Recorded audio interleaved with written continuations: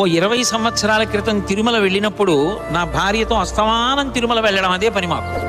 ఓ 2 నెలలు జీతంలో డబ్బులు కూడబెట్టుకోవడం, తిరుమల ఎక్స్ప్రెస్కి రిజర్వేషన్ చేసుకోవడం, తిరుపతి వెళ్ళిపోవడం, ఆనందమైన పండగైన పబ్బమైన అన్నీ ఆయన కొండ మీదే మాకు అక్కడ చేసుకోవడం, మళ్ళీ ఇంటికి వచ్చేస్తూ ఉండడం, అది ఏమిటో అదో సంతోషం. అలా గడుపుతుండేవాళ్ళం. అలా గడుపుతున్న రోజుల్లో ఘంటసాల గారి భగవద్గీత వినపడుతుంటే నేను ఎన్ని పర్యాయాలు ఆ మాట అన్నానో నాకు తెలియదు. ఈశ్వరీ మహానుభావుడు, ఆయన ఎంత అదృష్టవంతుడు. ఆయన ఎక్కడ కూర్చుంటే స్వామి దగ్గర ఈ పవిత్రమైన 7 కొండల మీద ఆయన కంఠం వినపడుతూ ఉంటుంది. ఆయన చెప్తున్న మాటలు భగవంతుడు చెప్పినది భగవద్గీత. ఆయన చెప్పిన భగవద్గీత ఘంటసాల గారు చెప్తుంటే ఈశ్వరుడు కూడా చిరునవ్వుతో శ్రీదేవి భూదేవితో వింటాడు. ఎంత బాగా చెప్పాడో చూడా గాంభీర్యం. నేను ఎంత గంభీరంగా చెప్పానో అంత గంభీరంగా చెప్తున్నాడు.